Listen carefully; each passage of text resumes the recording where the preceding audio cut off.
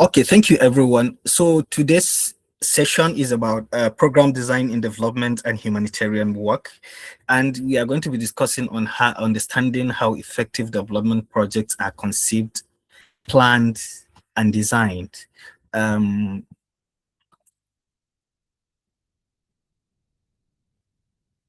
so by the end of this session, I'm expecting every one of you to be able to fully define the program design, explain the importance of program design, identify key stages in project design, apply basic tools used in designing developmental projects, and you guys can also develop a simple project design framework and a proposal. This is what we are expecting from each and every one of you to learn at the end of this session. So I would like to begin, like I said, this is going to be a very interactive session by asking you a very simple question, and each one of you is going to respond differently and independently. Sorry.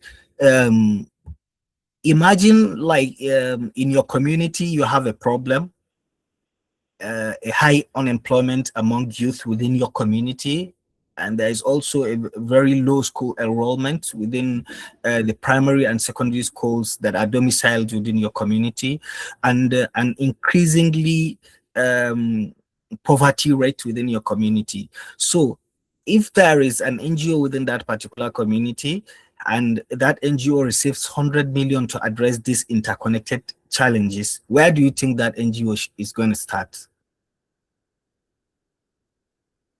Let me start by asking Joy. Okay, Joy, go on. Oh, okay. Good morning once again, everybody. I think where um the NGO should start from is creating, should I say, sensitizing, making people understand the importance of formal education. And I think the best people to first go and meet or to start with are the community leaders, the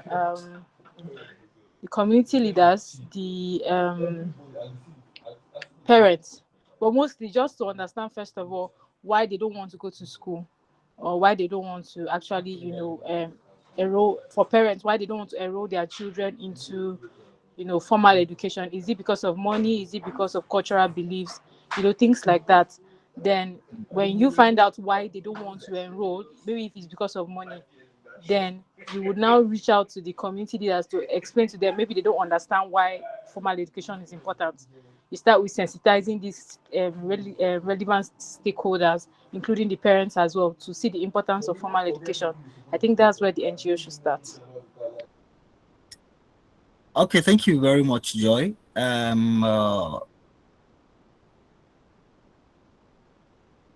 Who is the next person?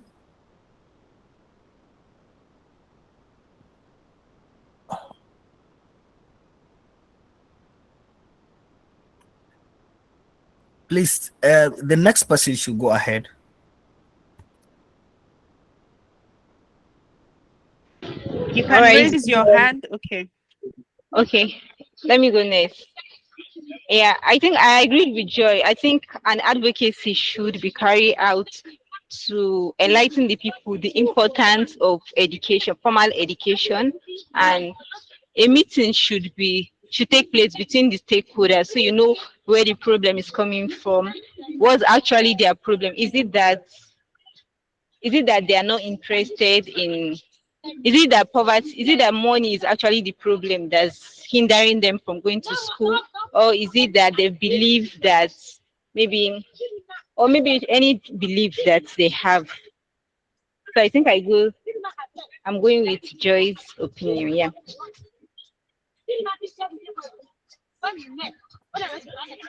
Okay, thank you very much.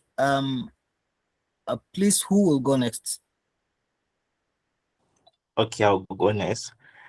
So to me, I believe formal education is also important, but in some communities, they don't really prioritize education. And for the 100 million naira that the NGO has, what they need to do, after creating a sensitization and awareness with the stakeholders, they should try and understand what they actually need. Is it education?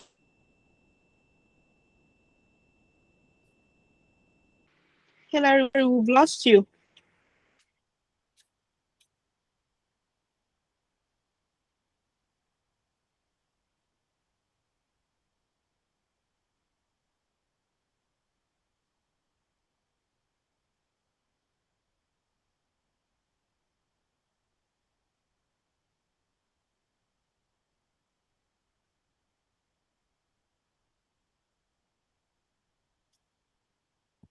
Hello, Sylvia.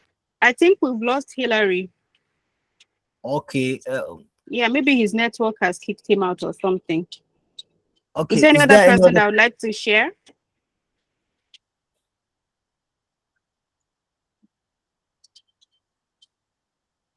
Hello, any other person that would like to share? If there's none, please let's continue, Samad. Okay, thank you very much. And you've all tried, from all what you've shared, I understand that you, from what you've mentioned, that you want to start by gathering information about the community, the stakeholders, and the problem on ground. So that is very good. And you've all made some important points that are part of the initial stages of a program design in development and humanitarian work. So thank you very much.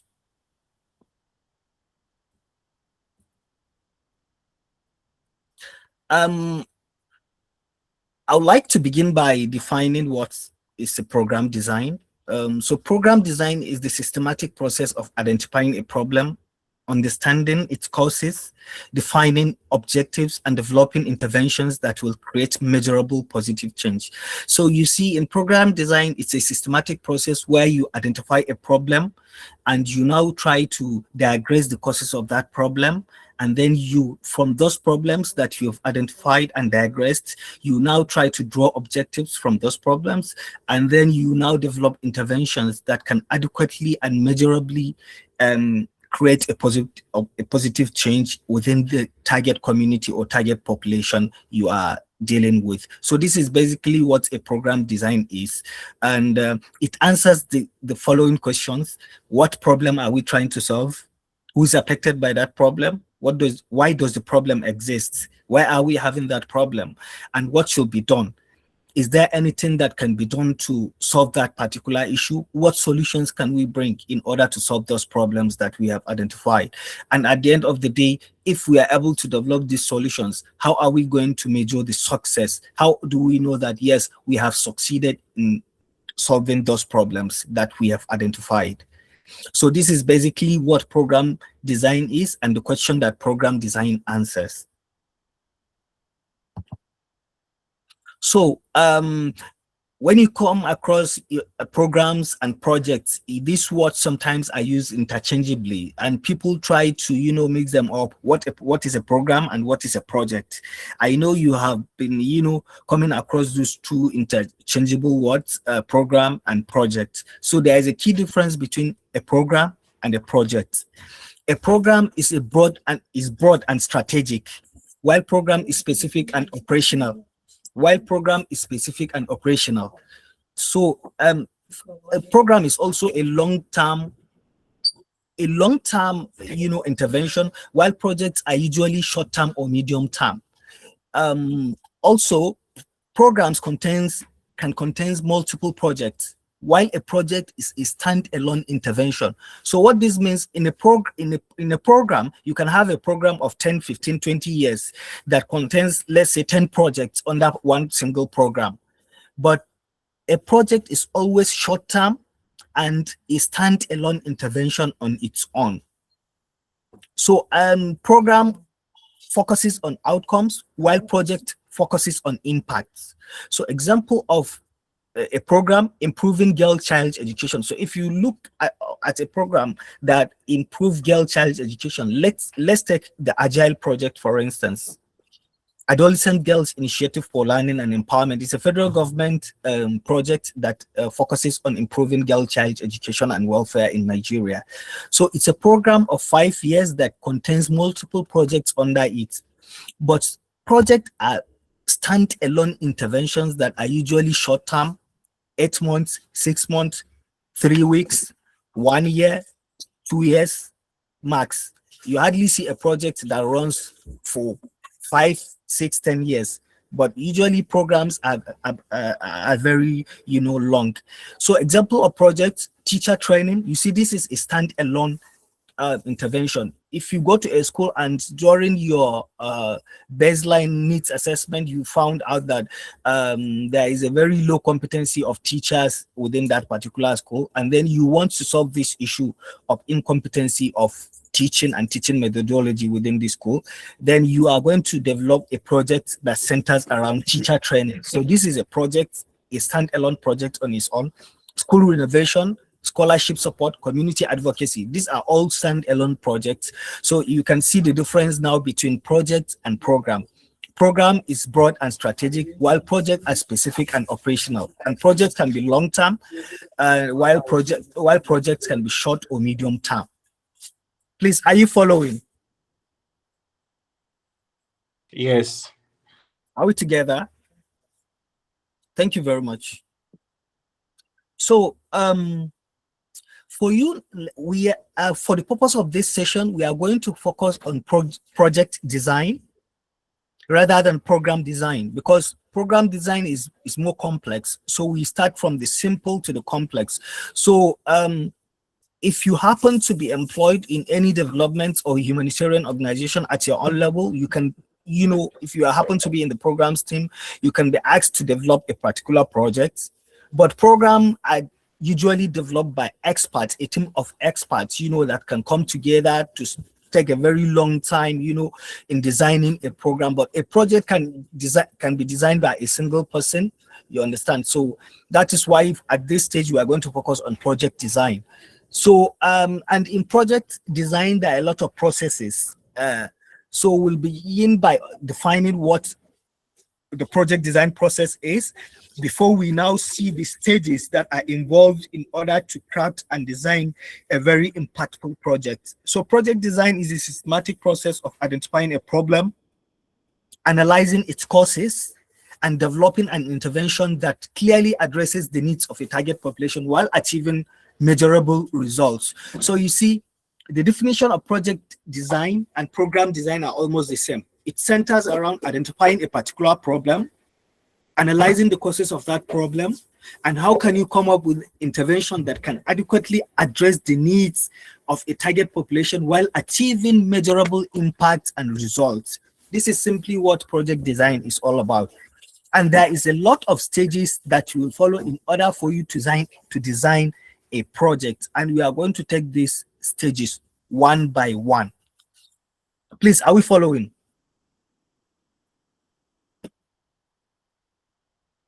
Okay, thank you very much. So the first stage is situation analysis. At this stage, situation analysis is a process of understanding the current context, environment, conditions surrounding a development problem, and conditions that are surrounding a development problem. So in situation analysis, you are trying to understand the context, the environment you are dealing with, the context of the issue or problem you are dealing with, and the conditions surrounding that particular problem. And the purpose of situation analysis as the first stage of project design is to establish a baseline of understanding of the actual context and problem you are dealing with. Because for you now to understand a problem, you have to understand the context of that particular problem. And also, another purpose of situation analysis is understanding the social, economic, political, and environmental context. So in situation analysis, you are trying to understand the social issues around the problem, the economic issues around the problem, the political and the environmental context within the problem at hand. And you are also trying to generate evidence for the project design. Understanding the context will help you to generate an evidence for your project design. So there are some tools that are used in in situation analysis, and these tools are the SWOT analysis, which is strength, weakness, opportunities, and threats. So this is a tool that is used in situation analysis. When you have a project, let's say that you found out that in a community there is high level of poverty in a community. This is the main problem that you are identified within the community. So, and you are now trying to do a situation analysis for this issue. So if you are going to use the SWOT analysis tool in order to analyze this particular situation of poverty within a particular target population, the SWOT analysis usually analyzes internal and external factors. For instance, the S stands for strengths, the blue stands for weaknesses, the O stands for opportunities, and the T stands for threats. So for strengths, you are trying to see the strengths of the target population or the community you are dealing with. What are their strengths? What are they good at? You understand? In order for you to fully understand the environment and the context you are dealing with. Do this community have weaknesses? What are their weaknesses? Are there any opportunities within and outside this community that we can tap in order to bring a lasting solution to this problem that we are trying to analyze? And what might be possible threats and risks to this intervention that we are trying to create? Is there any political instability within the community? You understand? Is there any economic or external factors outside the community that might affect, the intervention we are trying to develop in order to solve these issues that have already been identified within the target community? Please, are we following?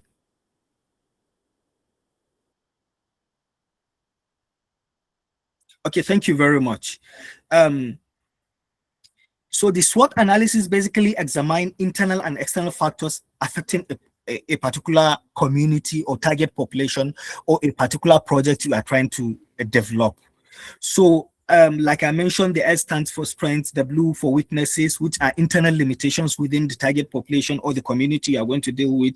Then the O stands for opportunities, external factors that can be exploited, or internal factors that can also be exploited, while the T stands for threats, external risks or challenges, or internal risks or challenges.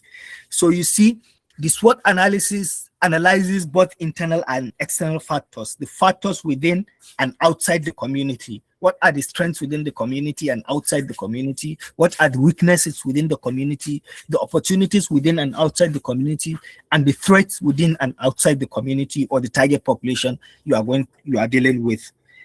So the next tool is pestle analysis. You can use pestle analysis in situation analysis in understanding the context, environment, and conditions surrounding a particular problem. So the pestle analysis is the political, economic, social, technological, legal, and environmental analysis. So the P stands for political and the E stands for economic, the S stands for social, the T for technological, the L for legal, and the E for environment. So when you are dealing with pestle analysis, for the political, you are trying to see, are there any government policies, political stabilities that might affect this intervention that we are trying to develop? Because taking into consideration before even starts to go deep into designing your intervention, you have to take all these kind of things into consideration. For instance, when you are dealing with the political aspects of the pestle analysis, if you are trying to develop a project in education, so you also be considering all government educational policies that talks about that particular area of educational problem you are trying to solve. For instance, you are trying to solve an issue of illiteracy within a community. So when you are doing your pestle analysis, you have to consider all government policies of non-formal education in the country. So these are an example of the political. You have to consider all government non-formal education policies in order for you to design an intervention that is in alignment with all the government policies in that particular area of intervention. Because at the end of the day, if you did not take all these things into considerations and you design your project and it doesn't align with government policies, at the end of the day, that particular intervention is a dead from the onset. So you have to analyze what are the government policies. Are there any political stabilities surrounding non-formal education or whatever intervention you are trying to propose? You have to take all these things into consideration. The stands for economic. Are there any other economic conditions? Are there any other economic policies that are tied to this intervention that you are trying to develop? The S stands for social, demographics, culture, attitudes, yearnings, philosophy of the people or your target population. You have to take that into consideration, because if you do not take all these things into consideration, you are going to end up designing a project that is not tantamount with the cultural values, costumes, yearnings, and aspirations of your target population. And the people you are trying to provide this intervention for will not be able to buy into whatever idea you are trying to sell to them. They will not buy into that intervention. Why? Because it's not in alignment with their culture, with their yearnings, with their values, aspirations. So in personal analysis, social demographics, cultural values, norms of the target population or the community you are dealing with is very important.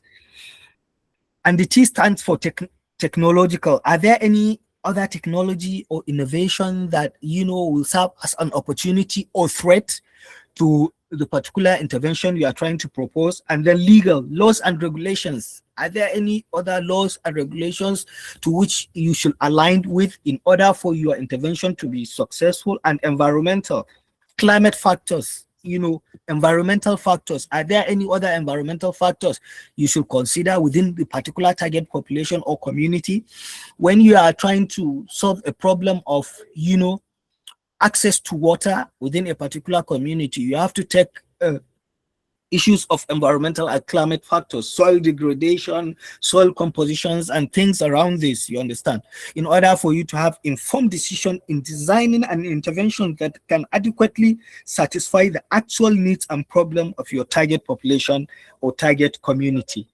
Please, are we together?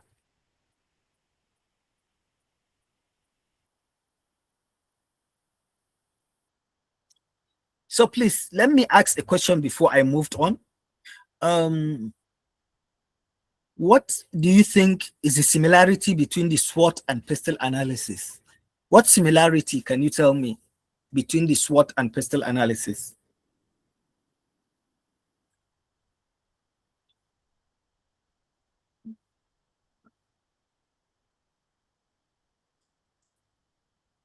Hello? The similarities between the both of them, I think we are still looking for the strengths of we are still looking at the strengths, what those things that have been set in place have achieved and what they haven't. I think we're still you have similarities of analyzing the strengths of policies in place.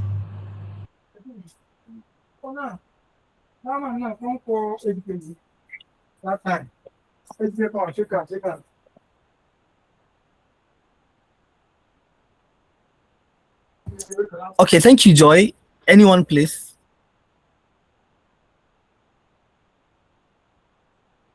Hillary.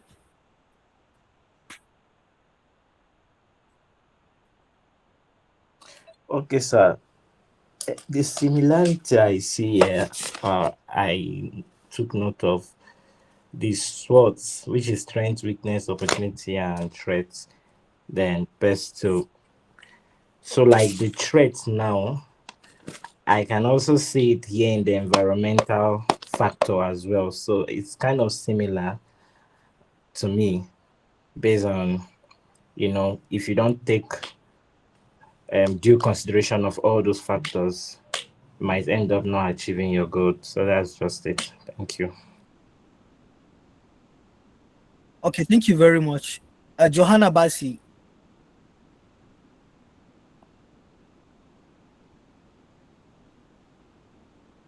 Johanna, you've raised your hand. Yes, Go I ahead. want to say something. Concerning the SWOT, he talked about the traits for the trait part.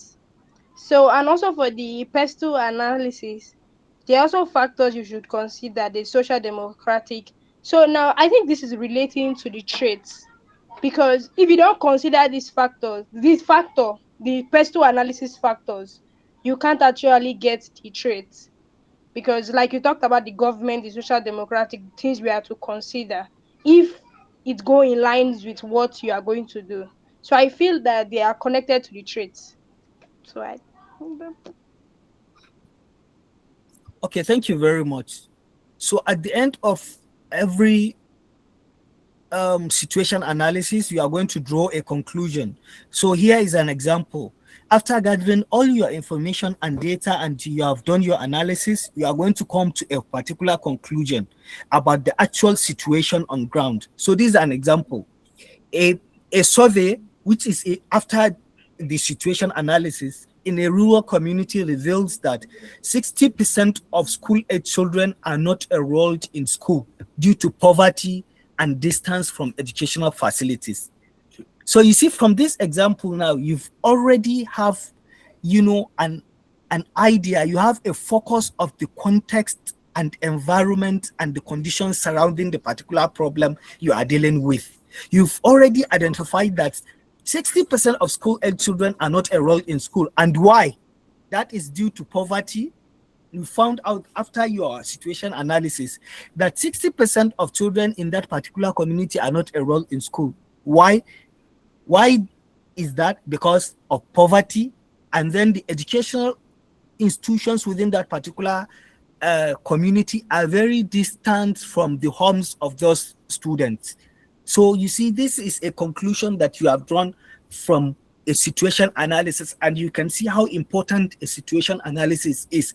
It brings the clarity of the problem you are dealing with. It brings out the actual problem you are dealing with and the actual problem you are trying to solve. Please, are we together?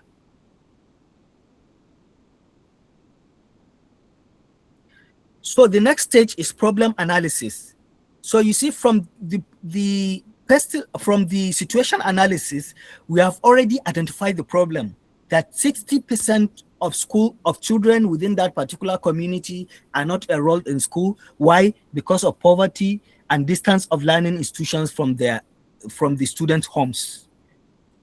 So that is a problem that we have already identified. So now, how can we analyze that problem? So problem analysis is just a process of identifying the root causes and consequences of a developmental problem. What are the root causes, or what are the causative factors of that particular issue? And what are the consequences of that particular problem? Because each problem has its own root causes, its causative factors, the factors that causes that particular problem, and what might be the consequences, the actions that will result from having that particular problem. So the purpose of problem analysis is to move beyond symptoms to clarity, to practical realities. Understand underlying causes. What are the underlying causes of the problem? And design appropriate solution. You cannot design a solution without analyzing a problem. If you have a problem on ground, you have to identify the root causes of that problem and what are the consequences of the problem for you now to develop and design an appropriate solution that can adequately solve that particular problem. So the tool here that we use in problem analysis is the problem tree analysis. An example of a problem tree analysis has 3 branches: the problem itself, the causes of the problem, and then the effects of that particular problem. So here is an example of a problem: high youth unemployment. We take that as a problem. Then what are the causes of high youth unemployment? Because you have already identified the problem, high youth unemployment, like we've identified earlier, the problem of having a high percentage of children in a particular community that are not going to school. Then what are the causes? We have found out the causes are poverty and distance of schools from homes. So here, high youth unemployment as a problem. What are the causes? This is what the problem tree analysis usually does. Identifying a problem, identifying the causes of that particular problem, and then the effects or consequences of that particular problem. So here, if we have high youth unemployment as a problem, the causes are lack of vocational skills within the target population, limited access to finance, and weak labor market. This can be the causes of high youth unemployment rate within a community. Can someone give me another cause of that can be a cause of high youth unemployment?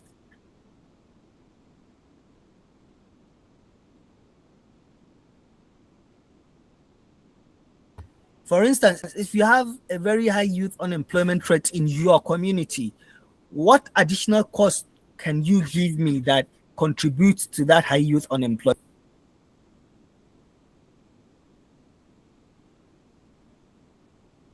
Please, someone should speak.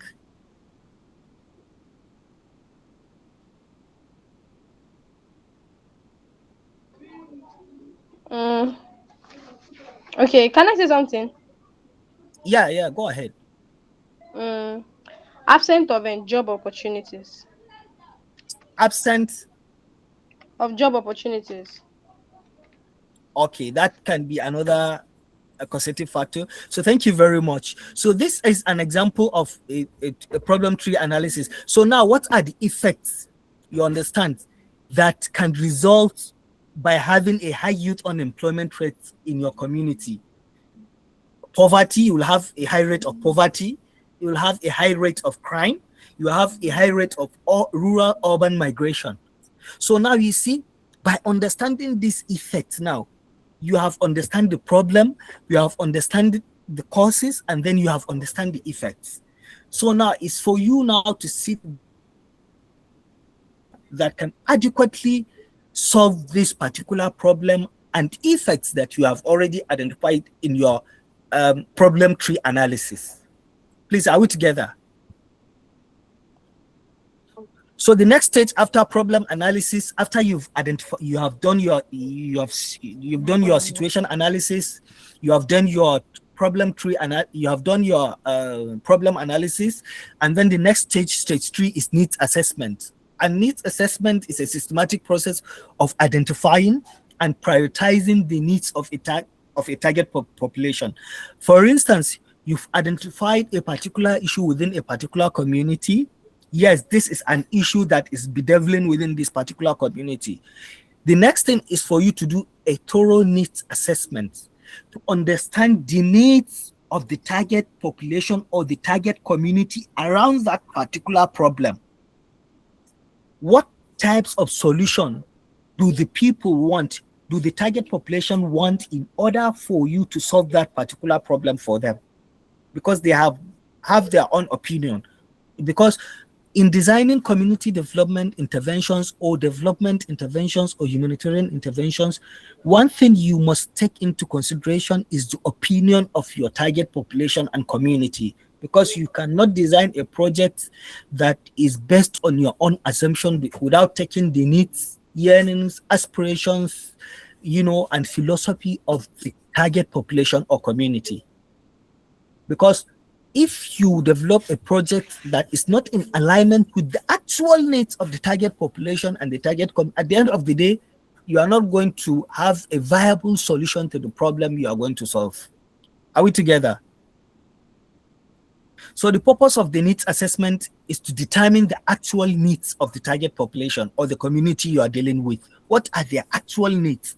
Because understanding the needs also will help you in proposing, interventions that are very viable. In order for you to avoid assumptions, to deal with facts is also one of the purposes that we conduct needs assessment. Ensure interventions response to community priorities. Because once you identify those needs, you are going to prioritize them according to, you know, their levels, you understand. So when you go to a community might have several needs around interconnected issues or problems, and you have to prioritize those needs according to how the communities arrange them for you. Which one is the most needed, which ones is the needed, which ones is the least needed. So you have to arrange your needs according to priorities, those needs that you've identified according to priorities. And we have different types of needs. We have the felt needs.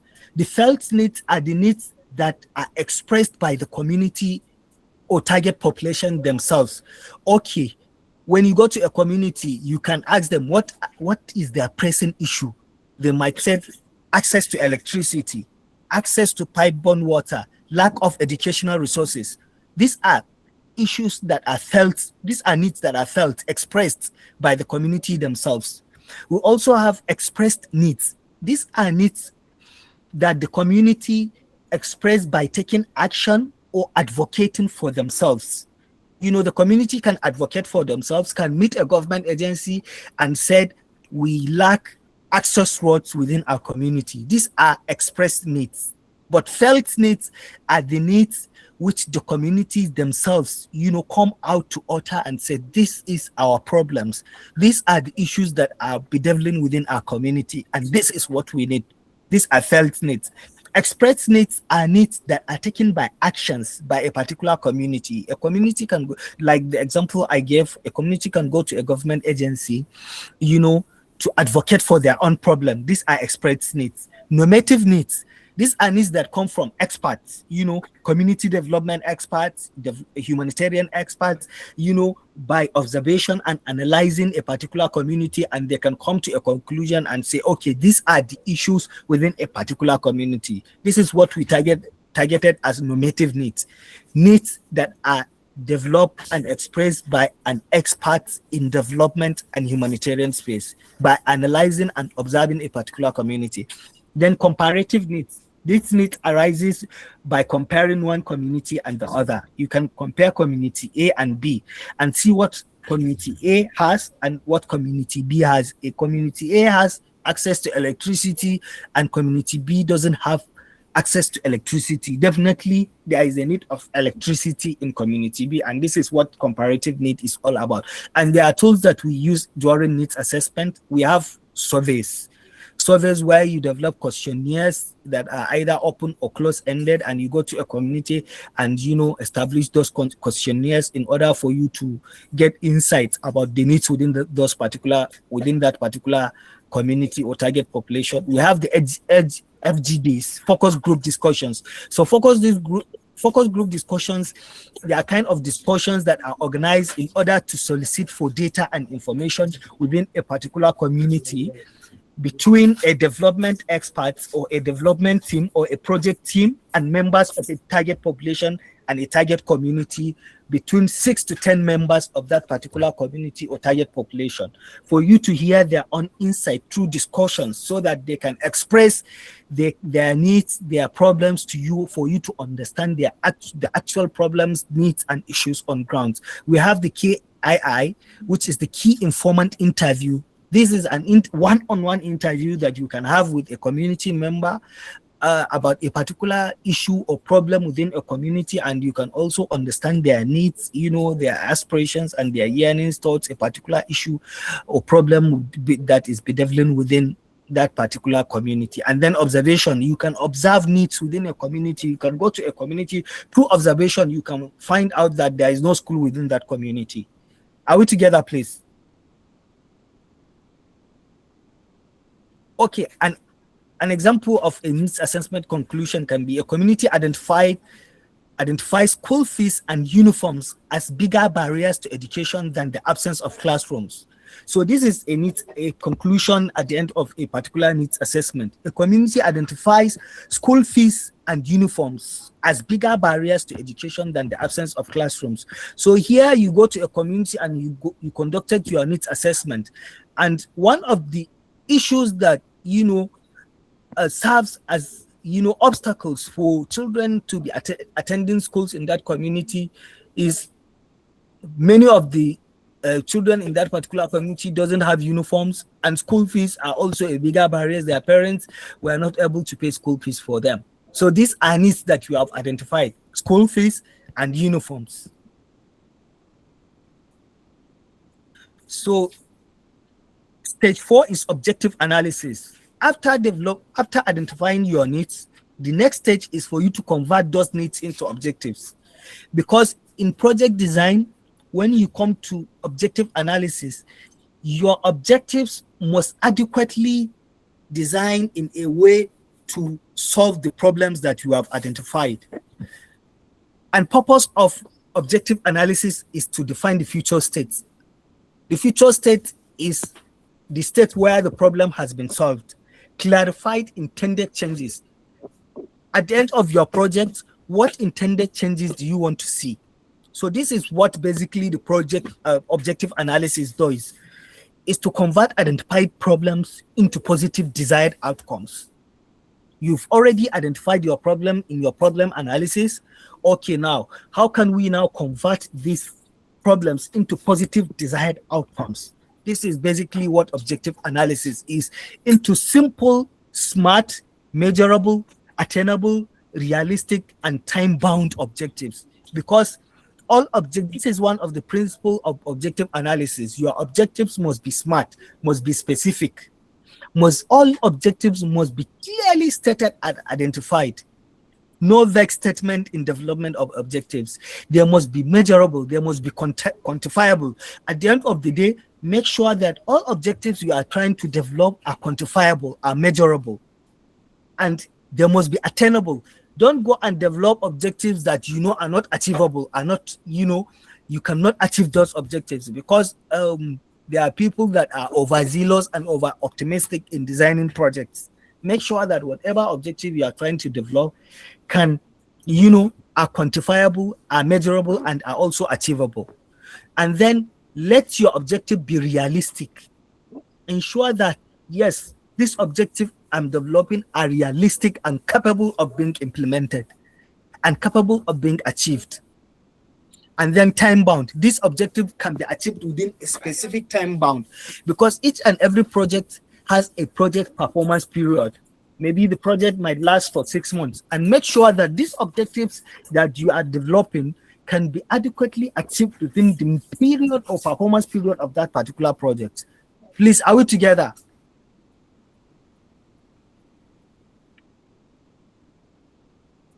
Okay, this is an example of a project objective analysis, your problem and your objectives. High unemployment. The objectives around it can be increased employment rate. To increase employment rates, you see, increasing employment rate is smart. It's very specific. You are straight to the point. We want to increase the employment rate within this target population. Low literacy, to improve literacy among the target population. Poverty, to improve the livelihoods among the target population. You see, these are very simple and realistic and specific, objectives that you are trying to achieve. The next stage is stakeholder analysis, and this is a process of identifying the individuals, group, and institutions that influence or are directly affected by the project.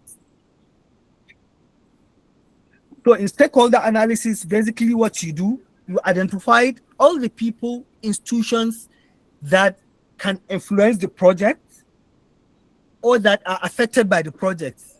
The people that are affected by the project are the direct and indirect beneficiaries of the project, because we have two forms of beneficiaries in project management.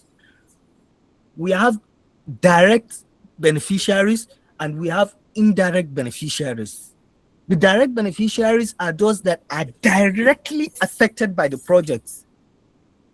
And the indirect beneficiaries are those beneficiaries that are indirectly affected by the project. For instance, in a literacy project where you are trying to solve the problem of illiteracy within a particular community and employ children within that particular community in order for you to enroll them in school and teach them how to read and write. The indirect beneficiaries of that particular project are the parents of those children. And then the direct beneficiaries are the children. So the beneficiaries are those who are directly affected by the project. They are the primary stakeholders, because we have two types of stakeholders. We have the primary and the secondary stakeholders. While the secondary stakeholders are those who influence the project. And this can be institutions, donor agencies, government agencies, other NGOs or CSOs. You understand that you are going to partner with in order to solve that particular in order for you to solve that particular issue. So this is what basically stakeholder analysis is. And we conduct stakeholder analysis in order for us to build partnerships, manage expectations, and enhance the project ownership. So we have, just like I mentioned, we have different categories of stakeholders. We have the primary and the primary stakeholders and the secondary stakeholders, and we also have the key influencers within a particular project. And the tools that are used in stakeholder analysis are stakeholder mapping.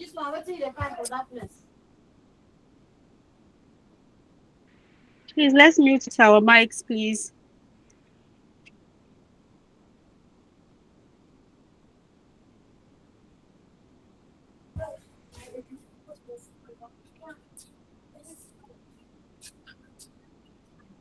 And we also have the power interest matrix, and then the influence sorry, please, can you hear me, or am I breaking? Okay, thank you very much. So these are the tools that I use in stakeholder analysis. So the next stage is alternative analysis. After your stakeholder analysis, then the next stage is for you to do your alternative analysis, the process of evaluating and selecting possible project intervention options. Now, if you have identified a problem that needs a solution within a particular community and you are designing a project for that particular problem, you have to select intervention alternatives or options. Okay, what project interventions can you propose, or activities that can adequately solve the problems that you have identified, that can adequately satisfy the needs that you have identified during your needs assessments? This is what the alternative analysis is all about. Developing interventions. What forms of intervention are you going to develop? Are you going to develop maybe skills acquisition program? Are you going to develop literacy based on the problem on the ground? Are we going to do training? Are we going to do seminar? Are we going to do roundtable engagement? Are we going to do a literacy program? Whatever intervention you feel deemed adequate in trying to, provide a lasting solution to the problems and needs that you have identified. This is the stage where you develop those intervention options at the alternative analysis stage. And the purpose of doing this is to identify the most feasible solution. What are the most feasible solutions, the activities that are feasible in providing solutions to the problems that you identified, in order to maximize impact within the available resources that you have on ground. And the assessment criteria for selecting your alternatives, because you must have assessment criteria for you to select alternatives. You don't just select intervention alternatives, or interventions areas just like that. You have to have a criteria for selecting those alternatives. One of the criteria is costs. You look at the funding you have on ground, and then you look at the intervention you are proposing. If you are proposing a training of 500, youth, do you have the cost to cover for the training of 500 youths in a particular skill area? Feasibility. Is the intervention option you are trying to, bring very feasible? Is it feasible? Sustainability. Is the intervention option after the project performance period, can it last? Can it continue? Is it going to be sustainable? impact. Is it going to bring change? What change do you think this intervention option can bring? Then acceptability. Are the target population or community going to accept this intervention? Because you have to consider all this as a criteria. Now, let me give you an example. In your project, you are trying to solve a particular issue within a particular community, and one of your intervention option in a very high, civilized and Islamic community. An Islamic community is what do you call this intervention? It's a trend now in gender-based violence. Tovia. Tovia. Yes, sir, I can hear you. Yeah, this intervention, the current intervention that give rights to same-sex marriages. LGBTQ. LGBTQ, thank you. In a very highly civilized Islamic community, and you are developing an LGBTQ alternative or as an intervention option in your project, do you think this is going to be acceptable in that particular community?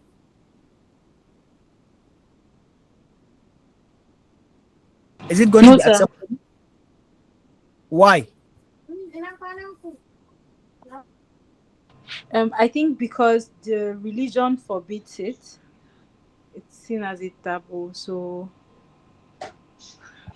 thank you. You see, so this intervention option is not going to be acceptable in the community. You see, this is why this assessment criteria for selecting intervention options is very important. Are we together, please? So this is an example when you have identified a problem and then you come up with some intervention options, for instance, scholarship, school construction, and awareness campaign on an educational project. Then what is the cost of scholarship? Is it medium or high? What is the impact? Is it medium or high? School construction, is it medium or high? This is how you analyzed, your intervention options. This is how you assess your intervention options. Awareness campaigns, is the cost high? Is the impact high?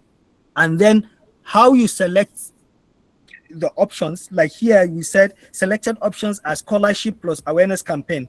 Why did we select scholarship? Because its impact is high and its cost is medium.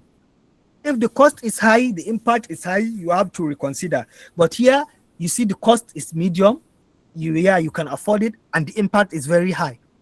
And then awareness campaign, the cost is low, but the impact is medium. But you see school construction, the cost is high and the impact is high. But because you don't have the resources to cover for school construction, then you have to have another alternative. Maybe trying to see what other resources are available within the particular community that you can convert to use in place of school. Maybe they have a place where they meet, to conduct like community events or things like that. Then you can use that as an alternative. This is just an example. So the next stage is the project design, the project strategy design. Here, you are trying to give your project a structure because you've come across from a project analysis, situation analysis, problem analysis, objective analysis, up to the level of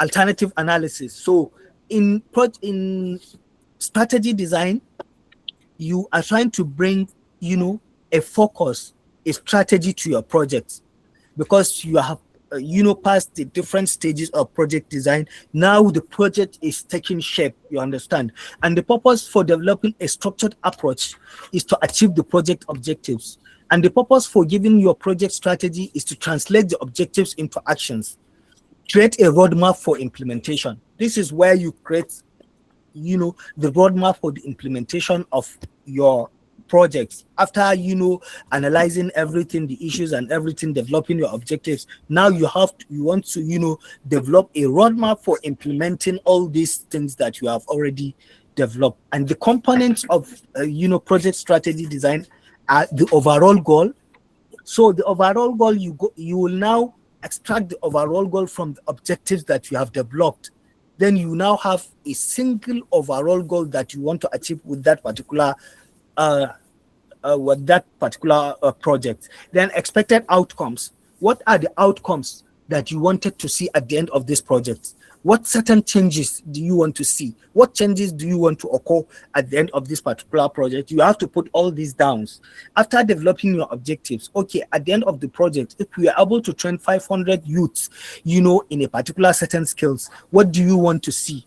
What changes do we want to see in these beneficiaries or participants that benefited from these trainings? What certain changes do you want to see in their lives? Those are the expected outcomes. Then activities from your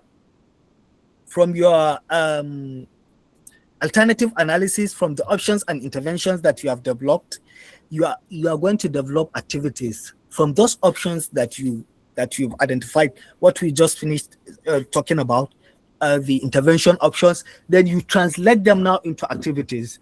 Those options are what we are going to now translate into activities, project activities. Example of a goal: improve educational access. This is an overall goal. Outcome: so if you have improved educational access as your overall goal, definitely your outcome is going to be increased enrollment. While you have improved access, definitely the outcome will be increased enrollment. And what activities are you going to develop in order for you to have an increased enrollment? Community mobilization. Maybe you provide scholarships to children. That will also increase enrollment. Teacher training, trying to increase the quality of education, and it will also increase enrollment. So at the project strategy design, these are the components, and this will give your project a very good focus and strategy. So the next stage is theory of change. So theory of change is just a logical explanation of how the activities you develop can lead to the desired change. Because in project design, when you come to theory of change, you have to explain explicitly how logically can your activities lead to the desired change that you are trying to achieve, that you are trying to see. Because you have your objectives. Okay, how can these objectives now lead to this desired change? If you have your activities, just like what we have mentioned here, community mobilization, scholarship, and teacher training, how can these activities lead to this increased enrollment and also lead to improve in educational access? How can these activities lead to this outcome and this overall goal, the change that you want to see in improving educational access? How can community mobilization and provision of scholarships and teacher training lead to increased enrollment and improve educational access? This is what the theory of change is all about, a logical explanation of how the project activities can lead to the desired change in simple terms. Are we together, please?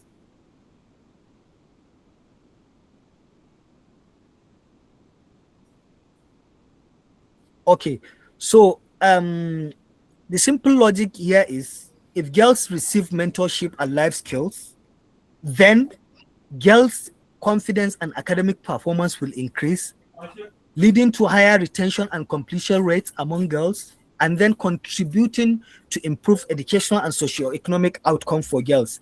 So in theory of change, we use the simple logic of if and then. If A, B, C, and D is done, then E, F, G will lead to H, I, J, K, and contributing to M, N, O, P.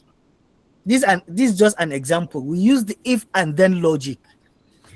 For instance, if girls receive mentorship and life skills education, then girls' confidence and academic performance can increase, which will lead to higher retention and completion rates among girls and contributing to improve educational and socio-economic outcome for girls.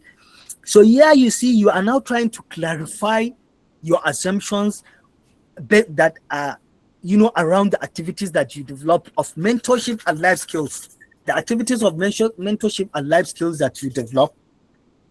How can these activities, oh my God.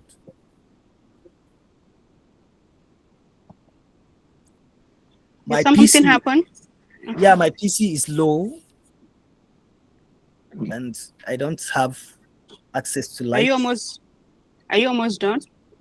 Yeah, let me try to see if I can, round up in the next couple of minutes before it goes All up. right. Yeah, thank you. Please, thank you. So this is what the theory of change is all about. It's just a logical explanation of how your project activities can lead to the desired change that you are proposing. You just try to explain how the activities that you are proposed are going to lead to the desired change that you are proposing, and in simple logic. So in project design, once you hear logic, we are talking about 4 things. We are talking about input. Wherever in project design you hear about logic, we are talking about input, project input, activities. We are talking about 5 things: inputs, activities, project output, project outcomes, and impacts. Wherever you hear logic explanation or logic, anything logic in project design, we are talking about these 5 things: project input, project activities, project outcome, and project impacts. So this, anywhere you hear about logic, so we are talking about these things: input, activities, outcomes, and impacts. So this is what theory of change is all about. So the next is the log frame development, and this is where you plan and manage and manage the tools that summarizes the project's logic and measurement framework. Here in the logical framework, you are trying to develop a framework that can adequately measure the success and results of your project. This is what the log frame is all about. It's just like a result framework. It measures, at the end of the day, what certain results do you want to see in your projects, and what indicators can we use in order to determine that this project has achieved its objectives and results or otherwise. Because at the end of a project can be a success and a project can fail. And how do you know that a project is a success, and how do you know that the project has failed?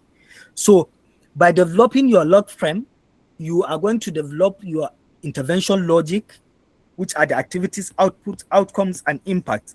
We talked about project activities. The activities, the outputs are the immediate results of the activities that you have conducted. For instance, you have conducted a skills development in tailoring. What is the output? The output is the training, the skills development training has been conducted. You have conducted your skills development training. That is the output. What outcome? The participants have acquired skills in tailoring. And what impact might that be on them? It can be a source of income for them. If they're in poverty, if their income level is very low, it can increase their income level. So this is an impact. So you see, this is a logic. So in log framework, we have the intervention logic, we have the indicator, we have the means of verifying the indicators, and we have assumptions and risks on those indicators. So this is what a logical framework is all about. Though project design, is a very broad aspect, and within a short period of time like this, 1 hour or 2 hours, we will not be able to digress anything. But to a certain level, you'll be able to understand what the logical framework does. It's just a management tool that summarizes the project's logic and measurement framework. So now you might ask what an indicator is. An indicator is just a variable or a sign that shows the level of success or result of a particular intervention logic. For instance, now, if you conduct a training activity in tailoring, indicator here will be number of participants that benefited from the training. And in your mentoring and evaluation plan, that is where you have your target. So at the initial design, you are going to have a target of the number of beneficiaries in your project. And then how many have attended that particular training? How many have acquired the skills successfully? These are indicators, and we have qualitative and quantitative indicators. The qualitative indicators are the narrative indicators, while the quantitative are those that quantify the the level of results either in numbers or in percentages. So the next stage is the monitoring and evaluation design. So the monitoring and evaluation design, after you have given your project a structure, now you are going to develop a monitoring and evaluation plan.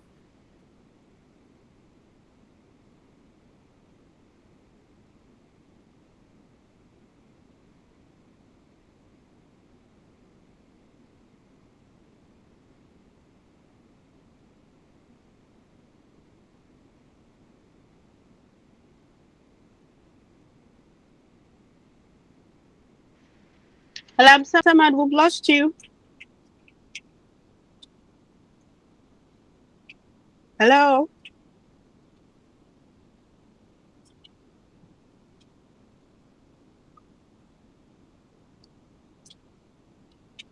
Hello, Samad, can you hear me?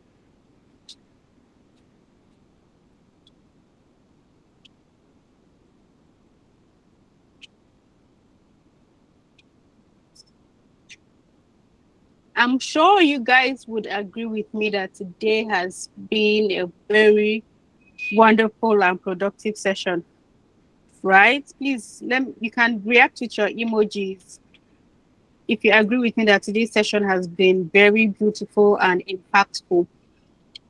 Today's session is building on which session that we've had so far. Let me see if you guys can connect the dots. Who can tell me which session today's session is building on top? Do you remember?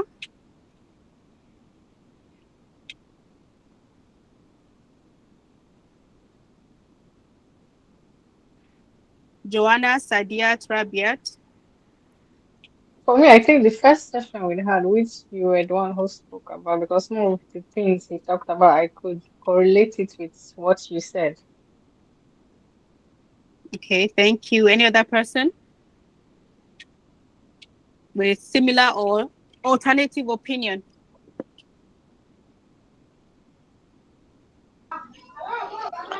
Today's section is also relating to the first section you had, the first session you held,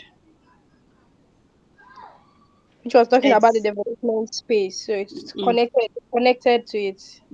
yeah, exactly. The two sessions are connected. What I took you guys on that day was just an introduction to development and humanitarian work, while he's taking you deep into the main principles of designing a program from inception to completion. I think he's back. Abdul Samad, are you able to continue? Yeah, I'm back. I'm trying to share my screen from my phone. Okay. Okay. So it's good to see that you guys remember our first session and you're able to correlate the ideas or the messages between the two sessions.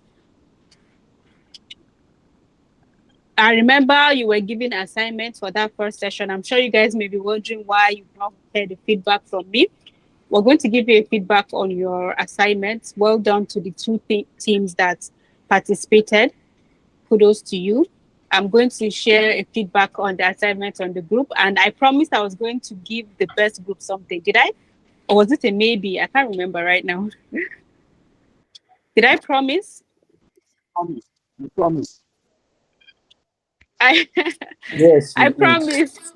You did. Oh, okay, all right. Thank you. I'm going to try to keep up to my promise. I'll find out the best group and I'll see what we can give to them as a form of encouragement. Thank you. I'm someone Please, over to you now. can you see my screen? Hello, Tobia, can you see my screen? Yes, we can see it. Okay.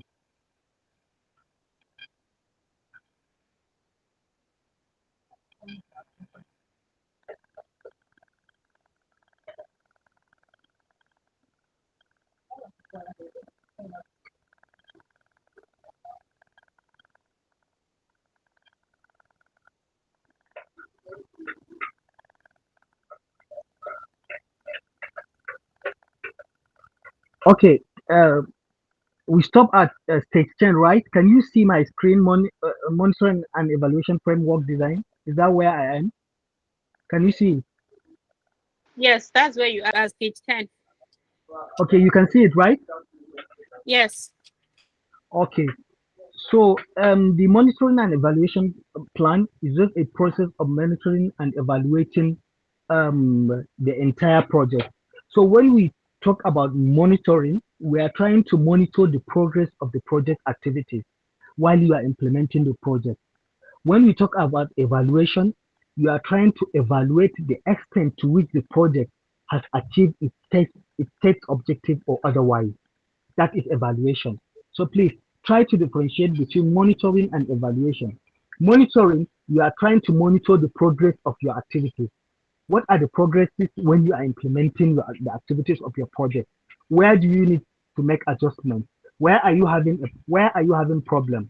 And how can you now solve those issues that are arising from the implementation of those activities? This is basically monitoring. But evaluation, you do it at the end of the project after you have completed all the activities of the project, after you have done with implementing the activities of your project, that is when you sit down to evaluate. And how do you now evaluate? You evaluate to find out because you have set your project overall goal, you have set your project objectives, you have your expected outcomes, intended outcomes, the changes that you want to see at the end of this project. How do you know that these changes have happened, have taken place, have occurred, or otherwise? How do you know that your project have achieved its set of objectives or otherwise? It is through your monitoring and evaluation plan. It is the plan that will give you guide and insight as to whether you achieved your project set goals and objectives or your project has failed. So the purpose of monitoring and evaluation is to measure progress, improve project performance, ensure accountability and evaluate results. So this is the purpose why we are developing monitoring and evaluation framework. So components of monitoring and evaluation plan, we have the baseline survey. So the baseline survey is basically you are just in this survey, you are just trying to collect certain data. For instance, now you want to implement a project on digital literacy in public secondary schools. So now, what specific areas of digital literacy are you looking at? Let's take, for instance, digital marketing. So now, you are trying to understand the actual stage at which your beneficiaries are with regards to digital marketing. Do they have any experience in digital marketing at all, or they have a zero experience in digital marketing? Because that will give you an insight in knowing who are your target beneficiaries, also their needs, and to make an informed decision in developing your curriculum. The curriculum that you are going to use for your, for your training sessions and everything. The baseline survey will give you an insight because, for instance, now I'm trying to implement a basic literacy project in a particular community, and then when I go to the community, 98% of the members of those communities of that particular community have a certificate in basic literacy. Am I still going to repeat another project on basic literacy again? Isn't that a waste of resources? No, I will now change my decision to post basic literacy because I already have my stating data and my data shows that of target population have a certificate in basic literacy. So I will now change my intervention to become post basic literacy because that will be more beneficial than reiterating or repeating basic literacy in that particular community. So this is what baseline survey does. It collects certain data to make informed decision on the project. So monitoring as a component of monitoring and evaluation, like I said earlier, track progress during implementation of your project. Midline survey, which is always optional in project but advisable, it measures the interim progress. You can develop 5 intervention options, 6 intervention options in your work plan. You have a scheduled work plan in your project. We will come to work plan later, where you schedule timeline for each and every activity, when and how and where will these activities in your projects are going to happen or occur.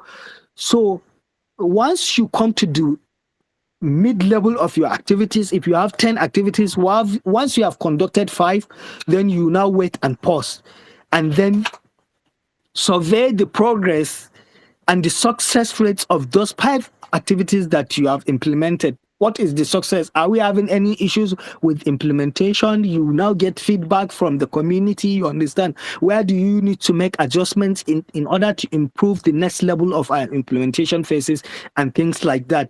This is one of the advantages of the midline survey. It helps in getting informed decision in implementing the other aspects of your activities, successfully. And then endline survey, it measure all the final outcomes and compare with baseline. So the endline survey measure the final outcomes of your project. After you are done implementing all your project intervention areas, all your project activities, you are going to do an endline survey to measure the final outcomes of the projects, in order to understand whether the project, has achieved its set expected outcomes or otherwise. And it also gives an insight as to whether a project has achieved its objectives or not. Through endline survey, you will find out all these things, you understand? Then evaluation, evaluation only assesses results. It's only focused on assessment of results and outcomes. That is what evaluation does. You have your expected outcomes, you have your expected results, you have your expected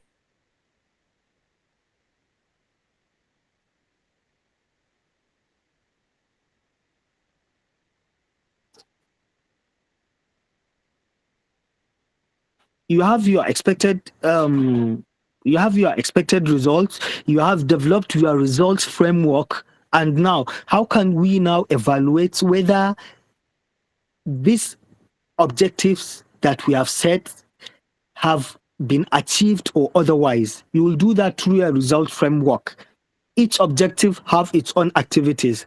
Under each objectives, you will have the activities that are tied to those to achieve that particular objective. And then these activities, what result did the project get from conducting these activities? What impact did these activities made on the target population of beneficiaries? That is how you evaluate the success of your project. And then accountability is also a component of monitoring and evaluation. Receiving beneficiary feedback. Okay, now, what is how do you see the level of implementation of these activities? Are these activities implemented according to your own opinion? Are these activities implemented to satisfy your own needs? The needs that have been identified within the target population or the target community? These are the kind of beneficiary feedback you will get in order for you to be accountable for that project. What are does our safeguarding policies work during the project implementation? What are we did we always adhere strictly to the project guidelines? Do we take consents wherever possible and things like that? This for you to be accountable. So this is what accountability is all about. And then learning. You learn in order to improve future programs from your projects.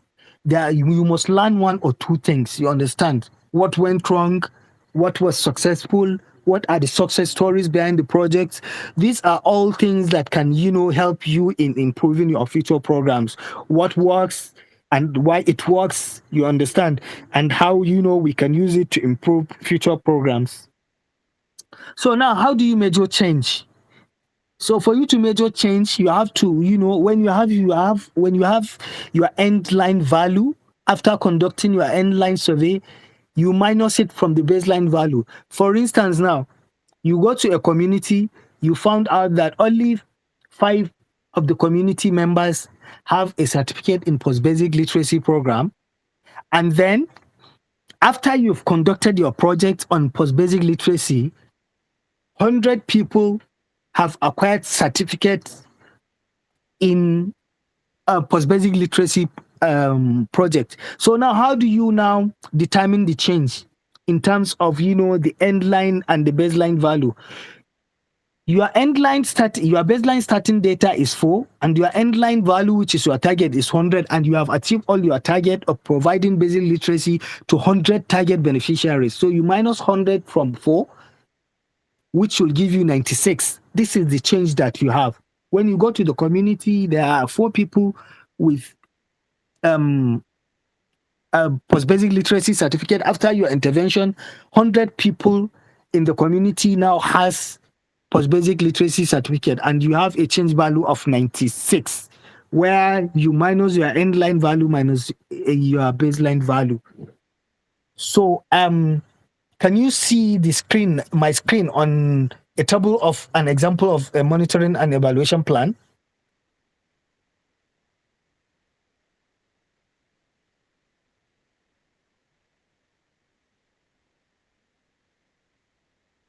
So this is basically an example of a tabular monitoring and evaluation plan. And each and every monitoring and evaluation plan will have a column of an indicator. I've explained what an indicator is.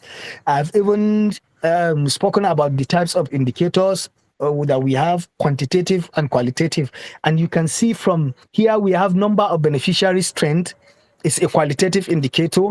Percentage of trainees demonstrating improved knowledge is also a quantitative indicator, sorry.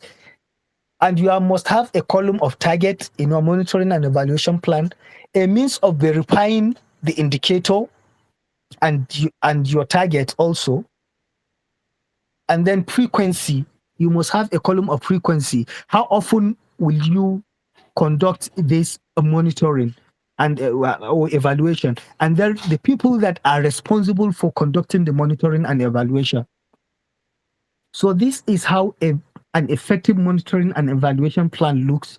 The indicator is just a sign or a parameter that measures results. A target, the specific number of your target beneficiaries, or the target, a number that you have assigned that you want to achieve, that you want to see at the end of the intervention. The means of verification. How do we now verify this information that we are provided? Okay, so number of beneficiaries have been trained. If our target is 100 and our indicator shows that the indicator shows the number of beneficiaries that have been trained, and our target is 100, and we said we have trained 100 beneficiaries, how do we know that? Yes, how do we verify that these people have been trained? Through your training registers, your training, the register that you use, or your attendance registers during your training. That is how you verify the number of targets that have attended the training. Then frequency. How frequent do you do this evaluation? Is it quarterly? Is it monthly? Is it at the end of the intervention alternative, or at whatever timeline you are going to conduct the evaluation? And there is responsible persons who are responsible in conducting the monitoring and the evaluation. You can have your project officer and your monitoring and evaluation officer that are responsible for conducting the monitoring and evaluation. So this is basically how a basic monitoring and evaluation plan looks. It must have an indicator, it must have a target, it must have a means of verification, it must have a frequency, and the people that are responsible. Are we together, please?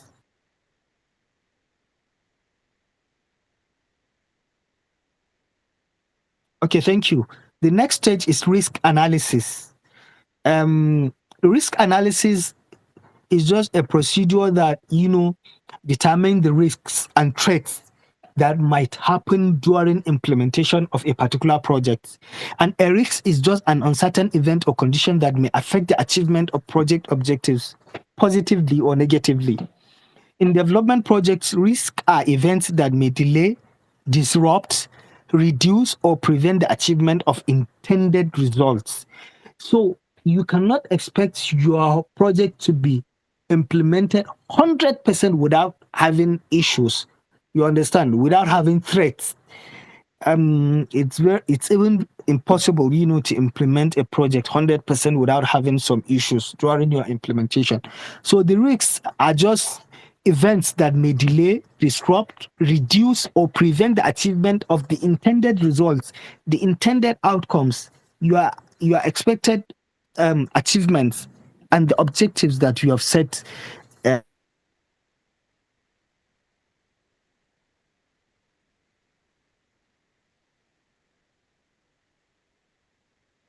Are you still speaking, Abdul Samad?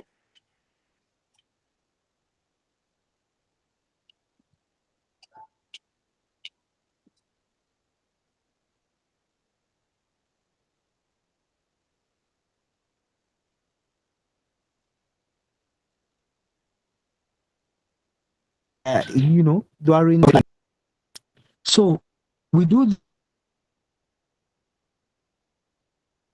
the mitigation strategy is just a strategy that you will use to solve the risk or threat in the event that the risk occurred during your project implementation. So this is just what the mitigation strategy is all about. What do you have in place in the eventuality that this risk occurred during the project implementation? How can we now mitigate and solve this particular issue to stop it from happening? And if it happens, what do you have in place in order to solve that issue? So you see, these are examples of risks that can happen during the implementation of a particular project.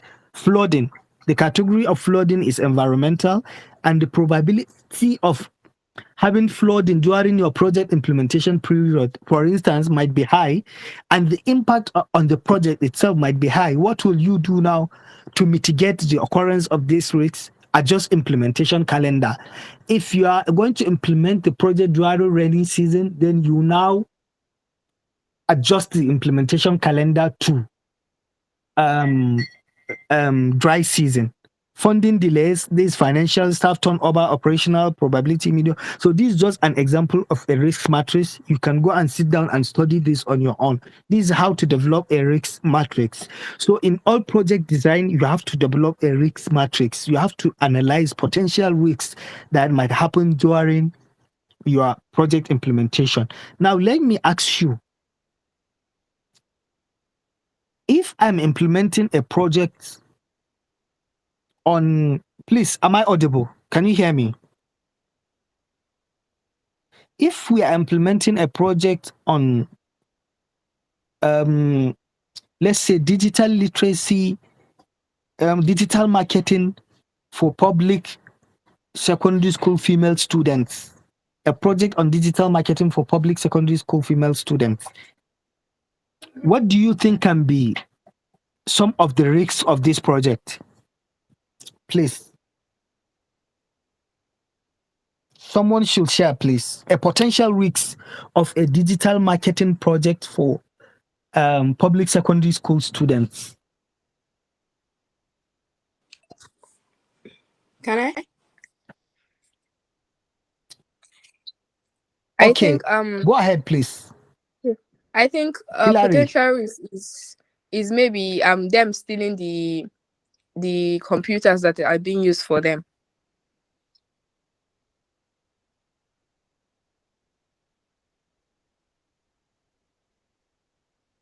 Somebody, do you have a contribution?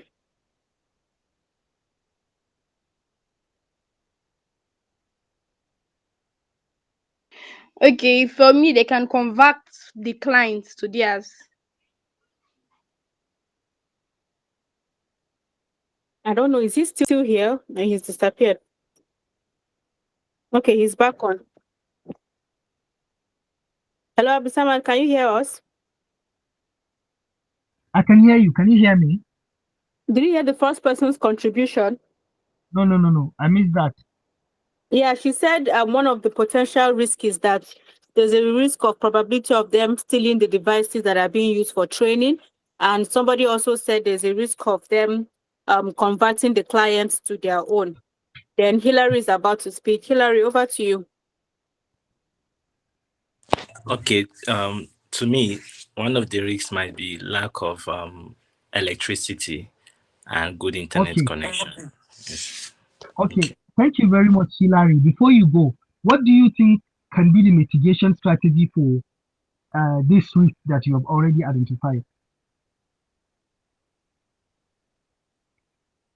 How do you think Okay, to achieve that me, yes. if it's in the northern region, you could actually install solar panels and inverter batteries since they have high sun and radiations.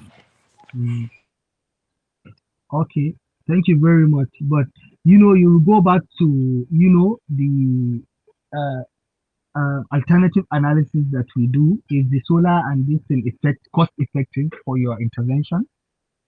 You remember that, but this is a very good mitigation strategy you brought up. Thank you very much. You understand? Thank you, Hilary, and all those who have contributed. So, Joanna wants to speak as well. You said? Joanna, her hand is raised. She wants to speak. Okay, Joanna.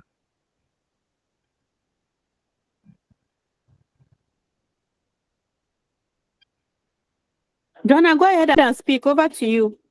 Sorry. Concerning the question you asked Hillary, to mitigate the risks, you can also create a hub or maybe use an existing cyber cafe, then communicate with them, collaborate with them. I think that's the way you can go. Okay, thank you very much, Johanna. Can we proceed?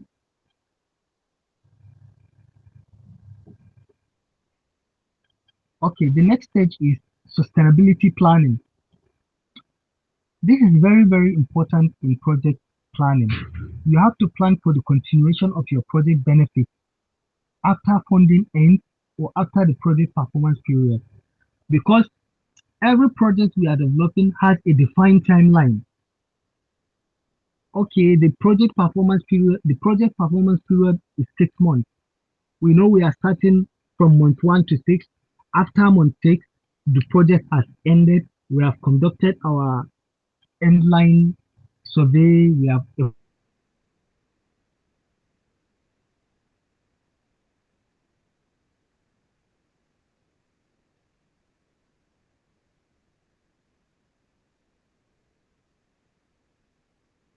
Asama, we can't hear you again. We've lost you.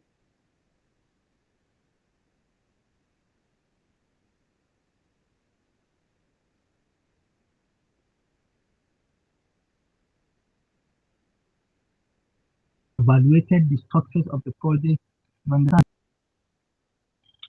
You're breaking up, Abusama. We're able to hear you. Say something now. Okay, can you hear me now? Yeah. Okay, thank you. So the sustainability planning focus on the continuation of the project benefits after your funding ends or after the project performance period. Like I said, every project have a performance period. You can design your project, to be implemented within 6 months. It's based on the enormity of the activities or the intervention options within your project. You understand? You can say the project can be implemented within a 10-month, a 1-year period, a 2-year period. You understand? An 18-month period. You understand? So how can you sustain the project benefit to continue after the project performance period has elapsed? This is just what sustainability planning is all about. How can the project benefits continue, or how can the project itself continue after the project performance period? Because we have two types of projects. We have a pilot project and we have a scale-up project. A pilot project is a project that is being implemented for the first time, while a scale-up project is a continuation of a pilot project. A project that has been tested and now you are at the scale-up stage. You are now continuing with the project intervention in another target community or with different target population. So now, how can you now plan for the continuation of your project? Because in proposal development and in grant writing, what funders always look out for is your sustainability planning. They give you money, $100,000 to implement a project. Okay, now, what happened after you have finished implementing the project? Does the benefit die after the project performance period? Does all the impact of the project die immediately after the project ends? So you have to plan for sustainability in your project design. How can the project sustain itself How can the project sustain its life after the project performance period? This is what sustainability planning is all about. And the purpose for doing that is to ensure long-term impact to go for a long term, and then reduce dependency on the donor, on other agencies, you understand, or on other stakeholders. Sustainability dimensions, you can look at financial, you can look at institutional, you can look at technical, and you can look at community ownership. Okay, now let me ask you a question. If you design a basic literacy project in a particular community that is having problem and a literacy is having literacy issue or problem, and you implemented a 1 year basic literacy program, how do you plan in the initial planning of that particular project? How can you plan to sustain this project in that particular community?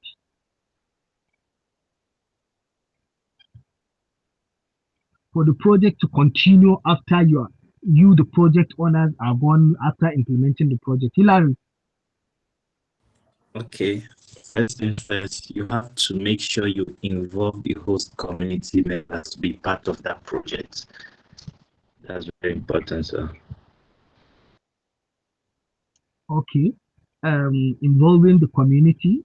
That's very good, Hilary, for community ownership. And Johanna.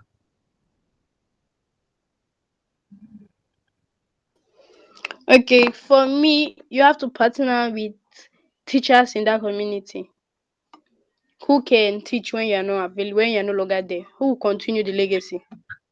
Thank you very much. That's an excellent one. Thank you, Johanna. Thank you. So you see, yeah. For me, I think. Hello? Someone trying to say something? Sadia, go ahead. Okay, I was trying to say something. Okay, so I said another one is when it comes to funding, one they need to like diversify the funding in the sense by securing a long-time relationship with the donors or investors. This can also generate another streams of income to help it sustainable in the next few years as well. Thank you very much. That's an excellent one too. Thank you very much. So I don't need to go back to sustainability planning again. Yeah, from the answers that I got from you, yeah, you clearly understand, yes, how to make a project sustainable. You understand, include local agencies. How do you now diversify the sources of funding for the project to continue for a long time after the project performance period ends? How can you invite local institutions to take ownership? How can you invite the community themselves to take ownership of the project? How can you train teachers within the community, within members of the community to continue teaching in that particular project after the project performance period has elapsed? Thank you very much. So the next step is budgeting and resource planning. In project design, you have to plan for your budget and you have to plan for your resources. This is just estimation of financial and non-financial resources needed to implement the project. Because in every project, you must need financial and non-financial resources. Non-financial resources include the human resources, you understand, the technical resources, the project team, all the inputs that you need, you understand. It's like a project that needs construction. You understand, construction is part of the non-financial resources, but you need financial resources to conduct construction. So you see, budgeting and resource planning, that is why they are going hand in hand. If you have a project team, you have to pay the project team, you understand. If you have a project manager, how much are you paying him from the beginning of the project? You have an M&E officer, how much are you paying the M&E officer from the beginning of the project? The organization that is implementing the project, what are their administrative costs? You understand, you have to plan. For all the activities, you have to list down all the activities in the project. What are the costs of those activities? If you need to make a procurement, you list out all the items that are needed in their categories, in their categorical order. You understand what items are needed, what inputs are needed, what certain resources are needed, what are their costs, you understand. In order for you to implement these activities successfully, you have to list all the activities and all the items that are required to implement the project within those activities that you have listed. And how much are those activities going to cost? This is basically budgeting and resource planning, and it ensures realistic planning. It also supports fundraising and it promotes accountability. And budget categories, like I mentioned, you can have personnel costs. Though budgeting and resource planning, it can be a training on its own when it comes to project design. So we don't have much time. That is why we are just brushing it up. So budget categories can include personnel costs, like I mentioned, training, that's the activities, equipment, procurement, logistics, movement from one place to another, administration. I've mentioned that, monitoring and evaluation also. So this is budgeting and resource planning. And also, please, why do you think budgeting and resource planning is very important in project design?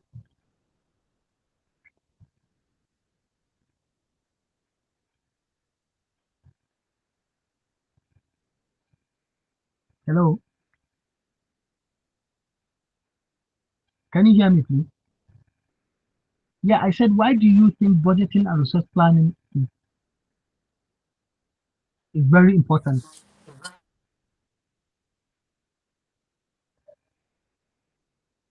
Hello? Hello. Okay, sir. To me, it helps to keep track of all.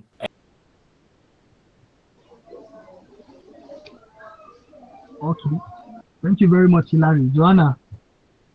And for me, it's important because if any of it have, if there's issue with the trainer, equipment, logistics, then the program is not going to work.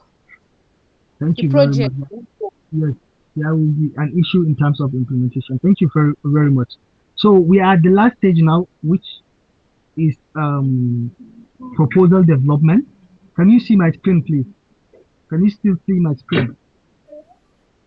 Okay, so the last stage now, after all these stages, then you now sit down to develop a complete proposal to compile the project design into a single document for funding and or approval. So all what we have done now, from the situation analysis, problem analysis, objective analysis, stakeholder analysis, alternative analysis, you understand, up to budgeting and resource planning, you will now sit down to compile this into a single document. How do you do that? What are the components of this document? You understand? And the purpose of developing this proposal document, the document is called a proposal. It includes all what we have analyzed from when we started talking about project design up to this last stage of budgeting and resource planning. You develop it into one single document in order to secure donor support and communicate the project strategy. How do you now communicate your project strategy? You have to have a single document that you can use to project and communicate your project strategy, maybe to funders, maybe to donor agencies, maybe to people that you want to solicit their support, to stakeholders, you understand, to implementing partners, and to donor agencies. You have to compile everything that we have discussed into a single document for it to take a structure and for it to take a shape. What are the components of this? What are the components of this proposal? One, if you are developing it for a particular organization, the first thing for you to have is about the implementing organization. If it's an NGO, if it's a government agency, whatever it is, write down a very detailed information about the organization that is implementing that particular project. What are its expertise? What are its strengths? What are the type of project that it has implemented before? What are the type of stakeholders it has worked before? You understand the similar project that it has worked on. You understand. So all this will come under about the implementing organization. And then, second, in your proposal document, you can have background and context. This basically speak about your situation analysis, what you have found out during your situation analysis, what is the actual issue on ground. Maybe if you are talking about maybe a project on out-of-school children, you understand, then you digress about the issue of out-of-school children. If you remember, in situation analysis, you also talk about effects. What are the effects of having high rate of out-of-school children in Nigeria? And why are we having high rate number of out-of-school children in Nigeria? Are there any statistical figures around that? You all discuss this under background and context. And the next is problem statement. Here, we've also talked about problem analysis. You talk specifically about the actual problem you are proposing for solution you are trying to solve. You understand? On problem statement, you clearly define the problem, the issue on ground.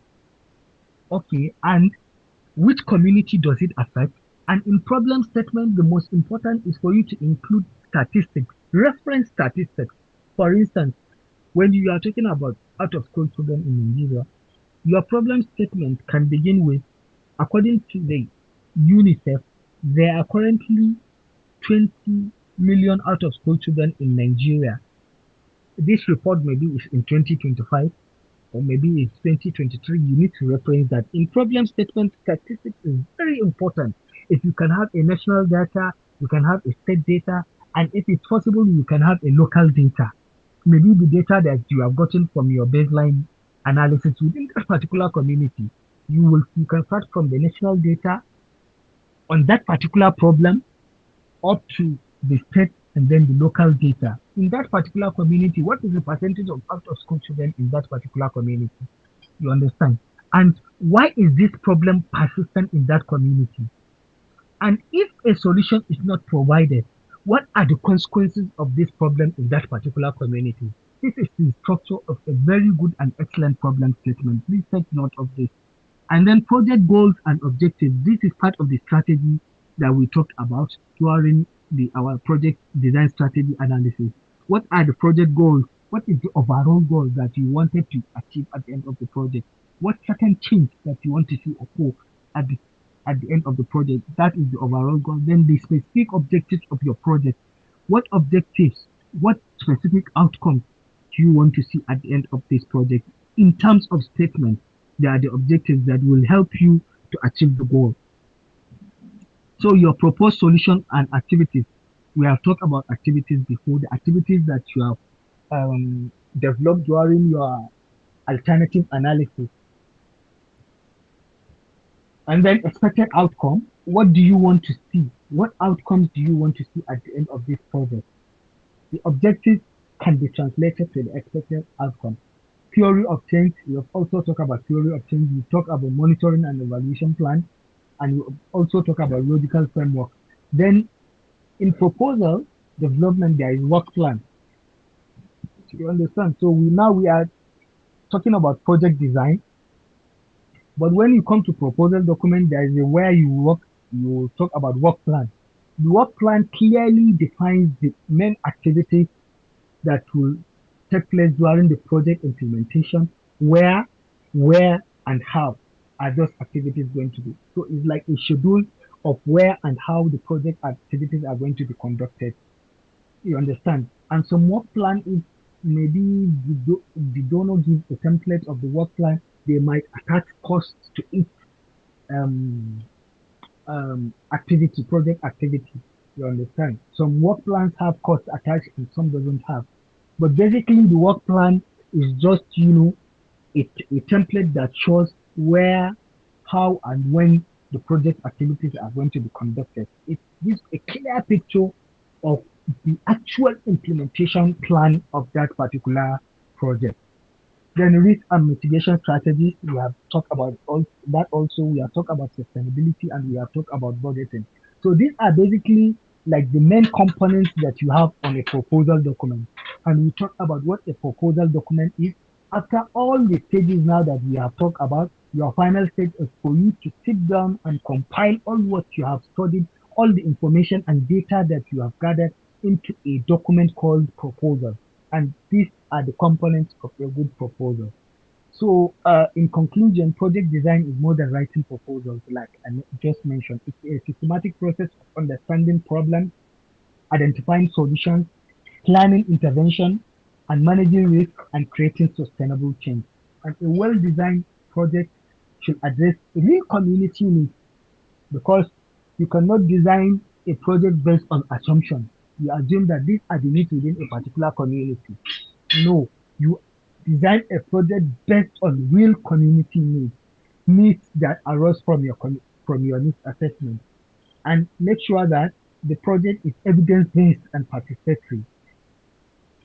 Make sure that all community members are carried along during this project design.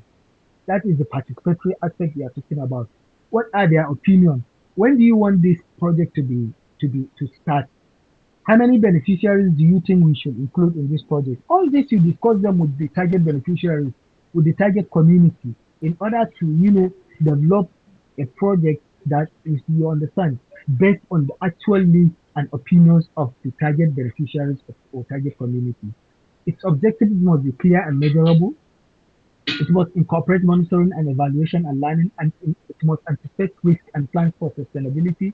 A well-designed project must provide a strong foundation for successful implementation. And thank you very much.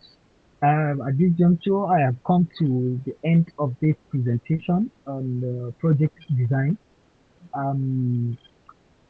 I will end by saying the quality of the project result is determined by the quality of its design, not the quality of its implementation. You can argue with this. Um,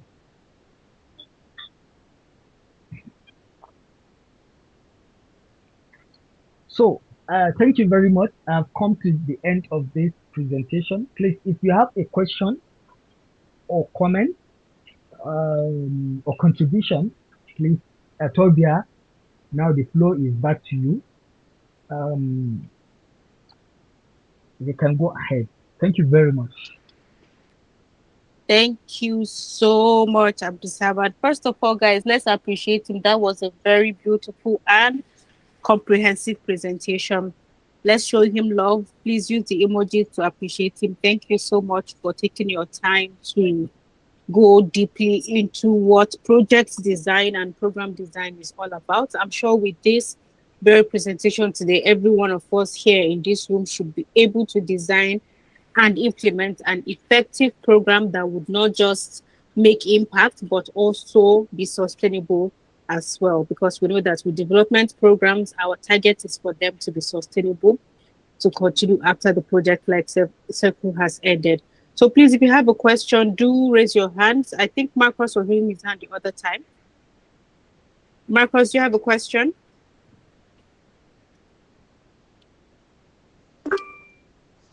Yes, please go ahead. Kudos to our facilitator. He has done very Good afternoon. wonderful. He has done very wonderful job for taking us through this project design, planning program in rural community and also to the urban community. But my concern and also a contribution to this project is that from our first presentation, which was presented by, is it by you, or I don't forget the name of the Ajia that present the first presentation from this program. So it's just related to what Mr. Abdul Samad just presented this afternoon to us. And again, I'm just looking at, like, we are not we are not considering the aspect of agriculture in this program. Like in a rural area, agriculture is still part of a program or a project that we can take to the community to empower them in terms of agricultural development, in terms of farming. So I'm not seeing us putting this agriculture development into consideration also in our project design in a community, because me, I can clearly say in my own community particularly, though I'm not living there right now, but we in terms of education, we are left behind because we are living in a rural community in which formal education is very poor in terms of we engaging our youth or our children to formal education, because we are not giving that there are no facilities for us to engage our children or our youth into formal education. That is from primary education to the secondary education. So it is only we that were privileged to attend that formal education. So most of their how do I say, profession that youth engage themselves in the rural community is farming. So I think we should also considering agricultural development or farming into this project design in order to help a rural community that they can engage on. There are skills, there are farming skills that our youth can also engage on that it to even help them not to stay stranded in terms of unemployment to the Okay, thank rural you. only formal education that we can go. Thank you, Marcus. Because Yeah. of time, I've got a point. Toby, For that, should I go ahead and respond to him, or they should finish asking? Please respond to him so that we don't forget his question. Okay, Marcus. So you talk about not incorporated. What we are doing here, we are just giving examples. You understand? If you remember, we talked about the situation analysis, we talk about the problem analysis, we talk about the need analysis. So now, if you go to your particular community and on our situation, problem, and needs analysis, we found out that the interconnected issue is around agriculture. Definitely, the projects that we are going to develop must incorporate or must be strictly on agriculture or must incorporate some certain aspects of agriculture. That is the main um, advantage of conducting your situation analysis to understand the context on ground, problem analysis to understand the actual problem, what is the problem around agriculture in your community, and then the needs analysis. What are the needs around agriculture? You understand? So it is all through this that we identify the problem, but the other, educational aspect that we have been mentioning is just an example we are giving. But we can identify the issue of your community through the problem analysis, through the situation analysis, and the needs assessment that is going to be conducted in that particular community. You understand? We have a lot of projects that we have implemented that in our own organization that incorporate aspects of agriculture, and we are even about to start a new one now on agriculture. It depends on the community and the issue at ground within that particular community that we are working with. Is it clear, Marcos? thank you, sir. Thank you, sir, for. So, who is the next person? All right, thank you. The next person is Joanna. Please go ahead.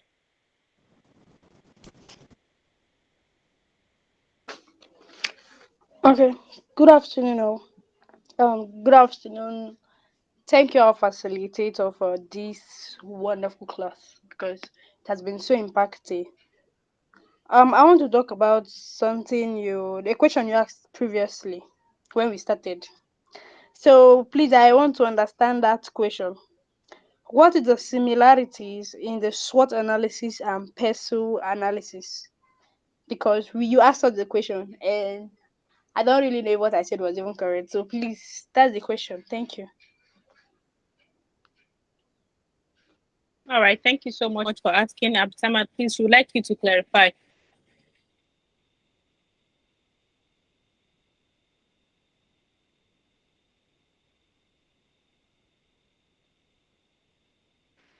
Hello, Absamat, can you hear me? Hello? Oh, what's going on with him? Hello, Absamat?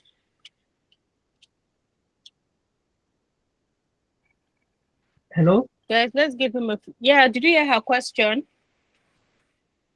Yeah, I was hearing her when she started asking the question, but not to the end.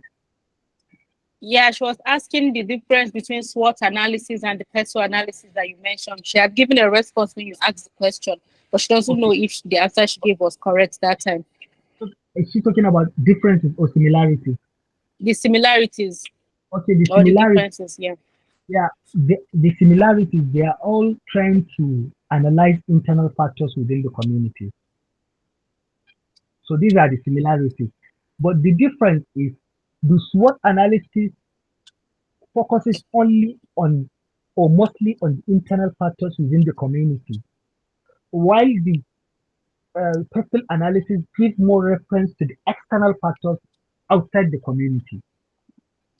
So these are some of the differences. You understand? For instance, now in pestle analysis, you are looking at government policies. These are factors outside the community. You understand? But in SWOT analysis, you are now looking at the strengths within that particular community. What are the strengths of the community? These are internal factors.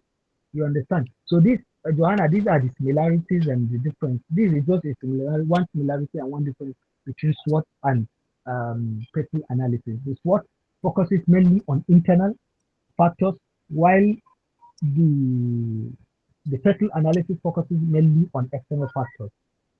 But the All right, similarity thank you. align on analyzing internal factors. Thank you. We have Dauda. Please go ahead.